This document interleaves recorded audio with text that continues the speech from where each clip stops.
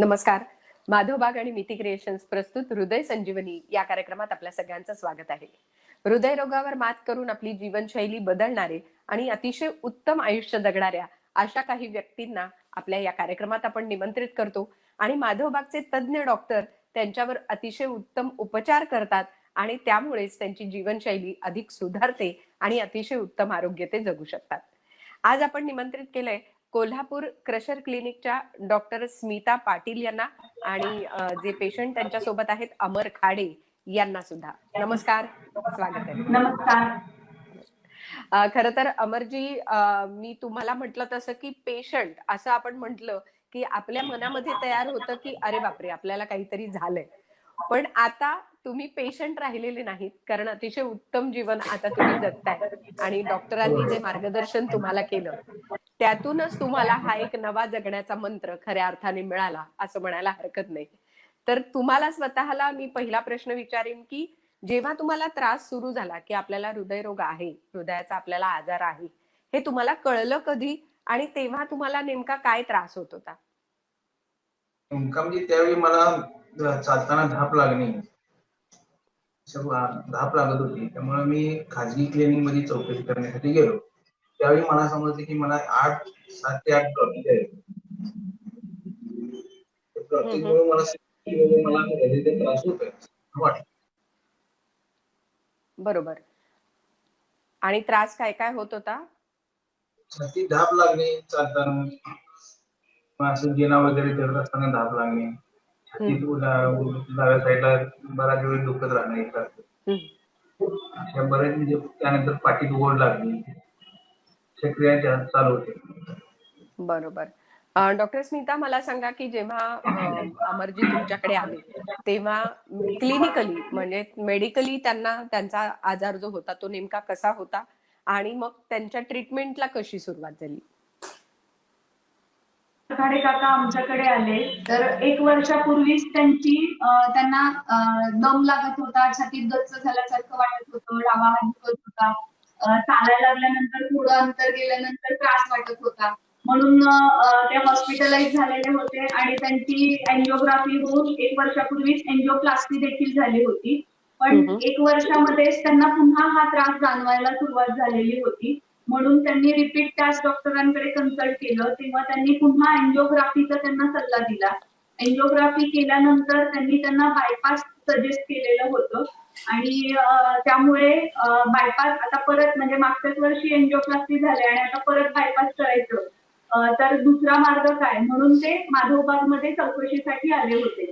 आणि इथे एक मला नक्की सांगावंसं वाटेल म्हणजे माझ्या क्लिनिकचं तेव्हा रिन्युएशनचं काम चालू होतं. माझं क्लिनिक तसं फर्स्ट फ्लोअरलाच आहे, लिफ्ट आहे. पण त्यावेळी 5th फ्लोअरला आम्ही क्लिनिक शिफ्ट केलेलं होतं आणि जेव्हा पहिल्या दिवशी काका आले तेव्हा ते औषधं घेऊन आलेले होते आणि त्यांनी लिफ्टचा वापर न करता ते 5 मजले जिन्याने चढून आलेले होते.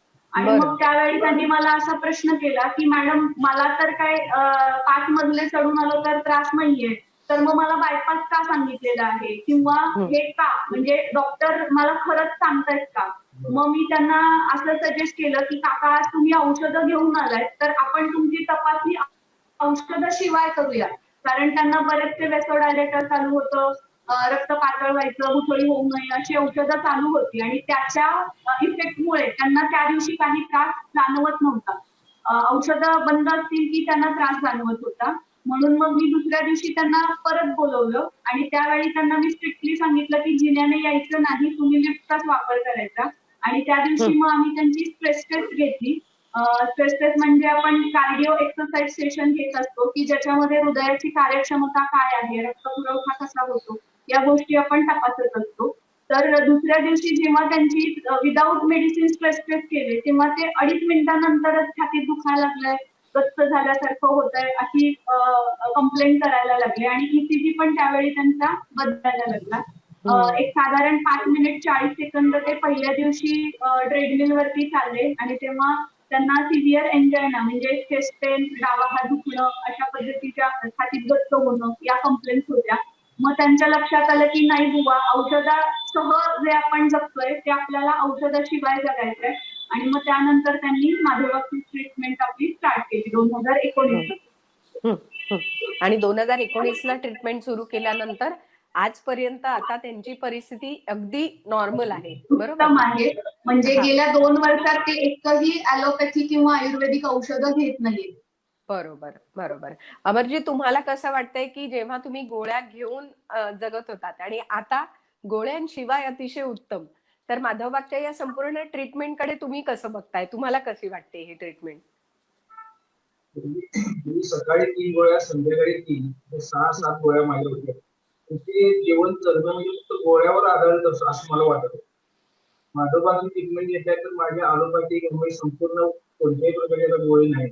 ती गोळी नसल्यामुळे मला माधवबागचं जे ट्रीटमेंट द्यायची झाली आहे, आणि मॅडमनी, स्टाफने मला जे सहकार्य करून जे बरंच प्रत्येक गोष्ट मला प्रत्येक करून सांगितलं, ते मी कंटिन्यू पाळलं.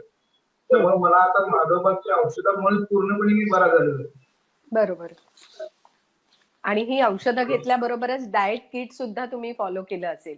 डाएट किट, 2 डाएट किट झाले. डाएट किट हा, सुद्धा मी कंटिन्यू पाळून माझे मसाज वगैरे अगदी व्यवस्थित झाले.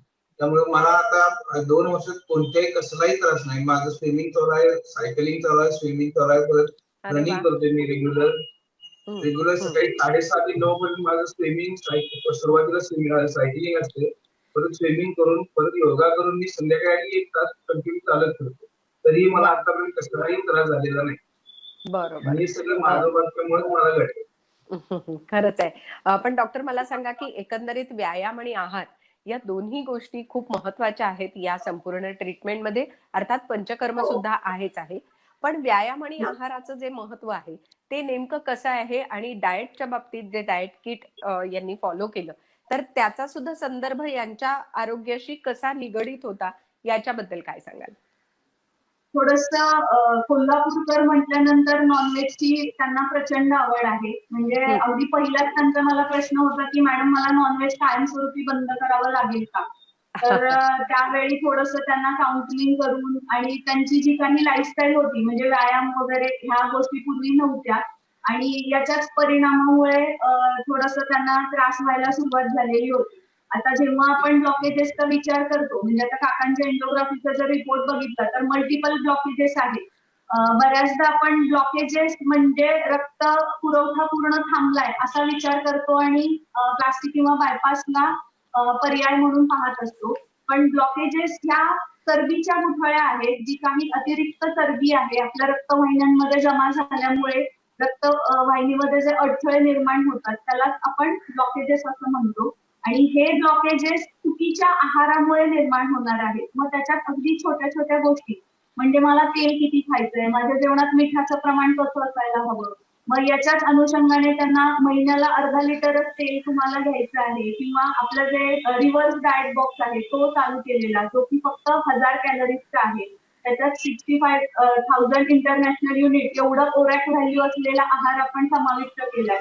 म्हणजे त्याच्यात कार्बोहायड्रेटचं प्रमाण आपण कमी केलेलं आहे. त्यानंतर त्याच्यामध्ये सॅलेड किंवा फळ एखादं कंपल्सरी, या सगळ्या गोष्टी आपण त्यांना ऍड ऑन करायला सांगितलेल्या होत्या. सोबतच सुरुवातीला ते फारसं चालू शकत नव्हते, त्यामुळे त्यांना एक 10 मिनिटच चालायचं आहे. सोबत आपलं माधवबागचं जे एक्सरसाइज किट आहे त्याचे व्यायाम माझ्या पंचकर्म थेरपिस्टने त्यांना शिकवलेले होते. ते व्यायाम त्यांना आम्ही करायला लावायचो. त्यानंतर त्यांची प्रत्येक वेळी इथे ईसीजी आणि ट्रेडमिल टेस्ट व्हायची. असं ओव्हरऑल त्यांच्या जीवनशैलीत बदल करत करत त्यांना आहाराचं महत्व पटवत, त्यांच्या मिसेसना आहार कशा पद्धतीने द्यायचा, काय करायचं, म्हणजे अगदी तो आटा जो आहे त्याची एवढीशीच भाकरी होते, मग ते थोडंसं याच्यावर माझं पोट भरेल का, मग त्याच्यात सॅलेड किंवा फायबरचा इंटेक वाढवून डाळ त्याच्यामध्ये कशा पद्धतीने बनवायचं, मग त्याच्यात थोडीशी पाककला पणाला लावून कशा पद्धतीने बनवू शकता, अशा छोट्या मोठ्या गोष्टींचं काउन्सिलिंग करून त्यांना जेव्हा असं लक्षात आलं की 7 दिवस डाएट किट घेतल्यानंतर जे ते 5 मिनिटं चालत होते ते 7 ते 8 मिनिटं चालायला लागले, तेव्हा त्यांच्या लक्षात आलं की बाबा आहाराने खूप छान फायदा होतोय. आणि मग त्याच्यानंतर ते प्रॉपरली सगळ्या गोष्टी फॉलो करायला लागले. त्यांचं वजनही ऑलमोस्ट 7 ते 8 किलो कमी झालं, पोटाचा घेर छान कमी झाला आणि त्याच्यामुळे त्यांना इतका छान रिझल्ट मिळू शकतो. नक्कीच. आणि आपल्या सगळ्या बघणाऱ्या प्रेक्षकांना सुद्धा नक्की सांगेन की असा रिझल्ट तुम्हालाही मिळू शकतो. त्यामुळे तुमच्या मनात नक्की. जर काही प्रश्न असतील आणि हृदयविकाराच्या संदर्भात जर तुम्हाला किंवा तुमच्या नातेवाईकांना, तुमच्या मित्रमैत्रिणींना जर काही त्रास असेल तर नक्की माधवबागकडे तुम्ही संपर्क साधू शकता. हा नंबर आहे, या नंबरवर तुम्हाला फक्त मिस कॉल द्यायचा आहे.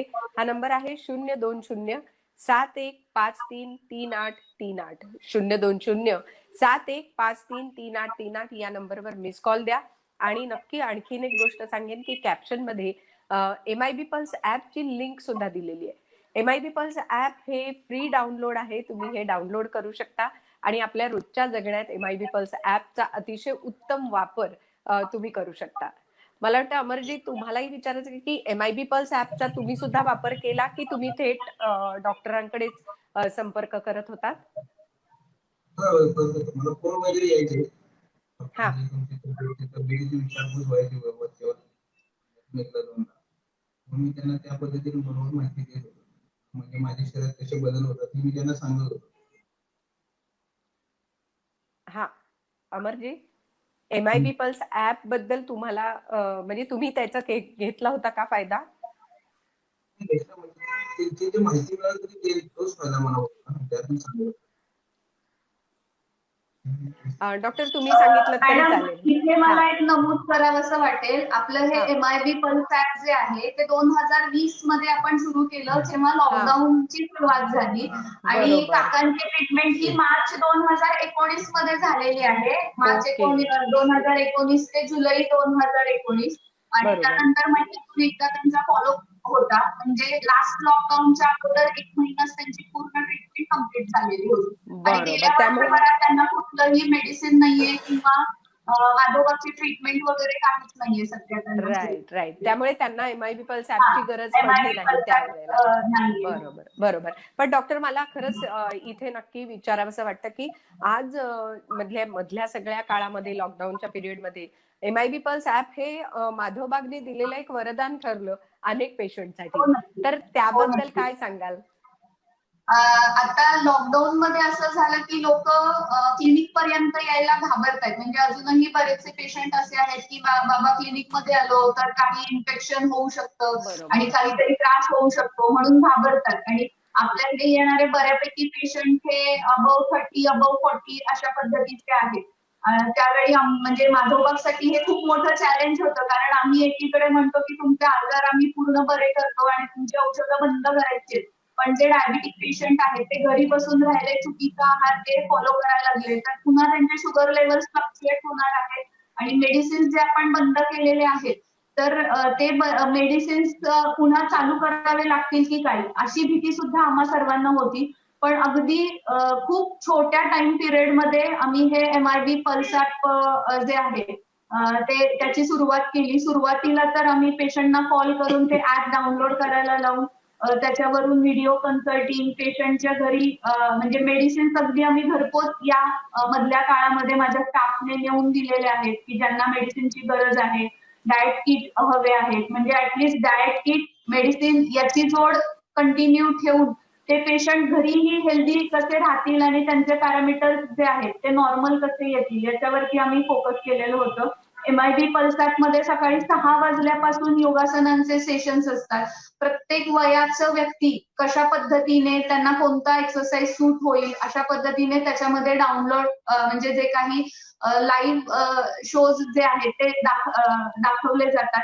प्लस आहाराबद्दलचं मार्गदर्शन त्याच्यामध्ये आहे. याच्यासोबतच डॉक्टरांचं कन्सल्टिंग आहे. म्हणजे पूर्वी आम्ही व्हॉट्सअप वरती फोटो घ्यायचो, पण ते फोटो म्हणजे त्याच्यात काही चॅट वगैरे झालं किंवा त्यांचे जे काही पॅरामीटर्स त्यांनी मला पाठवलेले असतील ते चॅटमध्ये कुठेतरी म्हणजे मागे निघून जायचे. पण आता MIB पल्स ऍप मध्ये काय होतंय की ते जे पॅरामीटर्स आहेत ते माझ्याकडे कंटिन्यू राहत आहेत आणि फ्रॉम द डे 1 म्हणजे पेशंटचं आले तेव्हा काय स्टेटस होतं आणि आता काय स्टेटस आहे हे अगदी 1 क्लिक वरती मलाही मिळतंय आणि ते पेशंटना देखील मिळू शकतंय.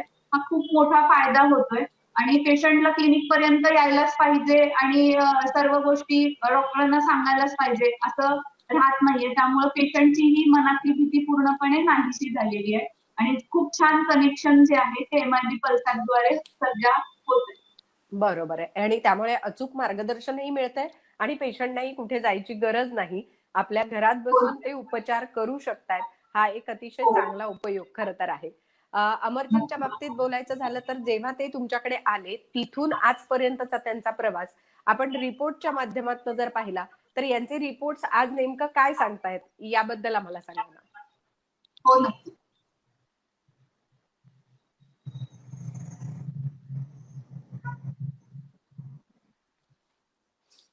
सुरुवातीला जेव्हा काका माझ्याकडे आलेले होते तेव्हा त्यांना छातीत दुखत होतं, दम लागणं, डावा हात दुखणं आणि छातीत गच्च झाल्यासारखं वाटत होतं. ट्रीटमेंट करण्यापूर्वी आपण त्यांना CAD IRP2 अशी ट्रीटमेंट केलेली होती. पूर्ण ट्रीटमेंट 21 पंचकर्म 5 कॉम्प्लिमेंटरी ट्रीटमेंट झाल्यानंतर आता सध्या त्यांना काहीही त्रास नाहीये आणि मला हे सांगायला खूप आनंद वाटतोय की रंकाळ्याचा 5 किलोमीटरचा राऊंड ते मारतात. वा. खणीमध्ये रोजच्या रोज ते पोहतात, सायकलिंग करतात आणि कुठल्याही प्रकारचा त्यांना सध्या त्रास नाहीये. Next slide please. पॅरामीटर्स मध्ये जर का आपण पाहायचं झालं, मला 1 मिनिट हा मॅडम. त्यांचं आले तेव्हा वजन 75.6 किलो होतं आणि ट्रीटमेंट नंतर त्यांचं वजन 67.3 किलो झालेलं होतं. BMI जर बघितलं तर 26.79 होता. ट्रीटमेंट नंतर तो 23.84 म्हणजे अगदी नॉर्मल आलेला आहे. ऍब्डोमिनल गर्थ जर आपण बघितली तर 97 सेंटीमीटर त्यांची ऍब्डोमिनल गर्थ होती, ती आता सध्या 88 सेंटीमीटर लास्ट इयरला होती. ब्लड प्रेशर जेव्हा ते इथे आले तेव्हा 141/80 होतं आणि ट्रीटमेंट नंतर ते 132/83 झालेलं आहे. हार्ट रेटही त्यांचा सुरुवातीला 81 होता, तो 78 पर्यंत आहे. Next slide. Next slide please. त्यांची आपण स्ट्रेस टेस्ट घेतलेली होती. तर स्ट्रेस टेस्ट वरती सुरुवातीला ते 5 मिनिट 40 सेकंद चालत होते आणि स्ट्रेस टेस्ट त्यांची पॉझिटिव्ह होती. स्ट्रेस टेस्ट पॉझिटिव्ह म्हणजे इस्चेमिक हार्ट डिसीज असं त्यांचं निदान झालेलं होतं. इस्चेमिक हार्ट डिसीज बद्दल इथे मी थोडीशी माहिती देईन. इस्चेमिक हार्ट डिसीज म्हणजे हृदयाला रक्त पुरवठा कमी पडणं. जेव्हा रक्तवाहिन्या ज्या आहेत त्यांना इजा पोहोचत असते म्हणजे इंडोथेलियल डॅमेज होत असतं, इंडोथेलियल डिस्फंक्शन होत असतं, त्यावेळी थोडं ठोके वाढणं, ब्लड प्रेशर वाढणं आणि त्यानंतर हृदय कॉम्पेन्सेट करून काम करायला लागतं. म्हणजे हृदयाला स्वतःचा रक्त पुरवठा कमी पडायला लागतो आणि मग पेशंटला लक्षणं दिसायला लागतात. चालताना दम लागणं, छातीत दुखणं, पाठीत दुखणं, डावा हात दुखणं, डाव्या साईडला गच्च झाल्यासारखं वाटणं, अशा पद्धतीची लक्षणं निर्माण होत असतात. तशीच काही लक्षणं त्यांना ट्रेडमिल वरती चालल्यानंतर होती. हेवीनेस इन चेस्ट होतं, जे की ट्रीटमेंट नंतर पूर्णपणे कंप्लेंट ज्या आहेत त्यांच्या त्या कमी झालेल्या आहेत. कुठल्याही प्रकारचा त्यांना त्रास नव्हता आणि ट्रीटमेंट नंतर त्यांची स्ट्रेस टेस्ट ही निगेटिव्ह आलेली आहे. ट्रीटमेंट अगोदर त्यांना एक 4 प्रकारची औषधं चालू होती, ज्याच्यात व्हेसोडायलेटर आहेत म्हणजे रक्तवाहिन्या प्रसरण पावाव्या असं औषध, त्यानंतर रक्त पातळ व्हावं, रक्ताची गुठळी होऊ नये, कोलेस्ट्रॉलसाठी अशी औषधं त्यांना चालू होती. 3 महिन्याच्या ट्रीटमेंटमध्ये त्यांची ती पूर्ण औषधं बंद झालेली आहेत. सोबतच माधोबागची देखील पूर्ण औषधं बंद केलेली आहेत. Next slide.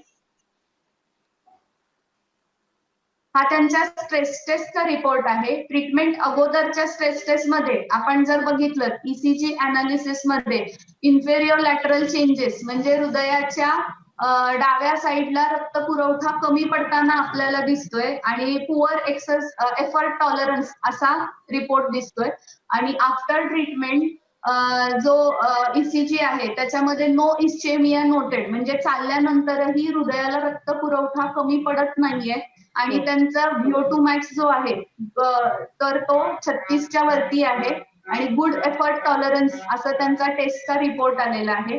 तर अगदी अँजिओप्लास्टी बायपास केल्यानंतर सुद्धा इतका छान रिपोर्ट कुठल्याच पेशंटचा येत नाही आणि तो रिपोर्ट औषधासह असतो. मला इथे सांगावंसं वाटेल की हा औषधाशिवाय आणि कुठलीही सर्जरी न करताचा रिपोर्ट आहे. तर याबद्दल म्हणजे मी स्वतः माधवबागला थँक्यू म्हणते की त्यांनी मला ही अपॉर्च्युनिटी दिली आणि मला इतके छान पेशंट बरे करायला मिळतात. म्हणजे मी जेव्हा डॉक्टर झाले तेव्हा पेशंटला औषधं देणं हे डॉक्टरचं काम आहे एवढंच मला माहित होतं. पण गेल्या 12 वर्षात माधवबागमध्ये मी हे शिकले की पेशंटला औषधं देणं हे डॉक्टरचं काम नाहीये, तर त्याची औषधं बंद करून तो निरोगी आयुष्य कसं जगेल हे त्याला शिकवणं हे डॉक्टरचं काम आहे आणि ते मी आता सध्या करत आहे. वा. आता याच्यामध्ये जी आपण ट्रीटमेंट माधवबागमध्ये केलेली आहे प्रोटेक्टिव्ह थेरपी, म्हणजे त्यांचे जेव्हा आपण स्ट्रेस टेस्ट केली तेव्हा आपल्याला असं लक्षात आलं की हृदयाची दमछाक होते, रोजचं काम हृदय नीट करू शकत नाहीये. आपल्या हृदयाला कुठलंही सबस्टिट्यूट नाहीये. म्हणजे आता समजा माझा उजवा हात दुखायला लागला तर मी डाव्या हाताने काम करू शकते, पण आपल्या हृदयाला काहीही सबस्टिट्यूट नाहीये किंवा आपण हृदयाला विश्रांती देऊ शकत नाहीये. तर सायमल्टेनियसली हा हृदयावरचा ताण जर आपल्याला कमी करायचा आहे तर त्याच्यासाठी माधवबागची पंचकर्म ट्रीटमेंट आहे ही खूप छान मदत करते. त्याच्यामध्ये जे पहिलं पंचकर्म आपण करतो ते आहे स्नेहन. स्नेहन हे शास्त्रोक्त पद्धतीने पायाकडून हृदयाच्या दिशेनं केलं जातं, ज्यामुळे हृदयाकडे रक्तपुरवठा वाढवला जातो. हृदयाचं जे काम आहे अशुद्ध रक्त परत घेऊन यायचं आणि त्याला म्हणजे डिऑक्सिजनेटेड ब्लड घेऊन यायचं, ऑक्सिजनेटेड करून पुन्हा शरीराला पोहोचवायचं. तर इथे जेव्हा आपण पायाकडून हृदयाकडे मसाज करत असतो तेव्हा डिऑक्सिजनेटेड ब्लड हृदयापर्यंत पोहोचवलं जातं. इथे आपण कार्डियक लोड जो आहे तो बराचसा कमी करतो, त्यामुळे ब्लड प्रेशर नॉर्मलाइज यायला, ठोके नियंत्रणात यायला, रक्तवाहिन्यांची लवचिकता सुधारायला आपल्याला खूप छान फायदा होत असतो. त्यानंतर स्वेदन म्हणजे औषधी काड्याची वाफ दिली जाते, ज्यात साठलेलं जे मीठ पाणी आहे घामावाटे बाहेर काढलं जातं, रक्ताला आलेला घट्टपणा कमी व्हायला मदत होत असते. त्यामुळे ब्लड प्रेशर नॉर्मलाइज व्हायला, बॉडी डिटॉक्सिफाय व्हायला, शरीरावरची सूज कमी व्हायला आपल्याला मदत होते. आणि शेवटची जी ट्रीटमेंट आहे बस्ती, ज्याच्यामध्ये गुदमार्गाद्वारे काही औषधी घटक शरीरात पोहोचवले जातात की जे आपल्या हृदयाचा जो रक्तपुरवठा कमी पडतोय तो सुधारण्यासाठीची जी औषधं आहेत ती बस्तीद्वारे शरीरामध्ये पोहोचवली जातात. अशा पद्धतीची 21 पंचकर्म काकांना आठवड्यातून 2 वेळा अशा पद्धतीने 3 महिने कंटिन्यू करण्यात आलेली आहेत. आणि त्याचाच फायदा म्हणून त्यांची जी अगोदर स्ट्रेस टेस्ट पॉझिटिव्ह होती, ट्रीटमेंट नंतर ती पूर्णपणे निगेटिव्ह झालेली आहे. 7व्या ट्रीटमेंट नंतर, 14व्या ट्रीटमेंट नंतर आणि 21व्या ट्रीटमेंट नंतर असं त्यांच्या स्ट्रेस टेस्ट केल्या गेल्या आणि त्या प्रत्येक स्ट्रेस टेस्ट मध्ये आपल्याला सुधारणा झालेली दिसून आली. वा. म्हणजे हे रिपोर्ट पाहिल्यानंतर खरोखरच लक्षात येतं की पेशंटची सुधारणा कशी होऊ शकते आणि कुठून कुठे हा प्रवास जाऊ शकतो. मला अमरजींना विचारायचंय की आज तुम्हाला बरं वाटलं तसं आपले सगळे बघणारे जे प्रेक्षक आहेत त्यांना तुम्ही काय सांगाल की तुम्हाला बरं वाटलं तसंच इतरांना सुद्धा कसं बरं वाटू शकेल, आणि माधवबागच्या या संपूर्ण ट्रीटमेंट बद्दल तुम्ही लोकांना काय सांगाल आज? माधवबागच्या ट्रीटमेंट बद्दल म्हणजे त्यांची डाएट बॉक्स आणि औषधं ही तंतोतंत आणि वेळच्या वेळी घेतली तर तो आजार पूर्णपणे नाहीसा होऊ शकतो. आता दोन वर्ष झाली मी आता औषधं कोणती नसताना पूर्ण माधवबागच्या ट्रीटमेंटमुळेच मी आज अखेर इथं आहे. म्हणजे माझा त्या माधवबागच्या ह्याच्यामुळे मला पुनर्जन्म झाला असं मला तरी वाटतं. त्यामुळे नाही का आज अखेर म्हणजे काय मला जेव्हा राष्ट्रीय केली त्यावेळी मला सांगितले 2 महिन्याच्या तुम्हाला बायपास कोणत्या परिस्थितीत केलं पाहिजे नाही तर तुम्ही इथं नसणार आहे.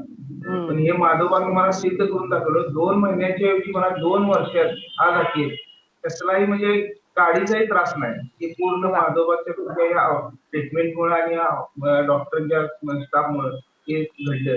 मला या बाकीच्या लोकांना सांगावंसं वाटतं. खरंय. आणि जसं मगाशी तुम्ही म्हणालात तसं तुम्ही पोहताय, अगदी वॉक करताय, सायकलिंग करताय, हे सगळं तुम्ही करू शकताय, हे खूप महत्वाचं आहे नाही का?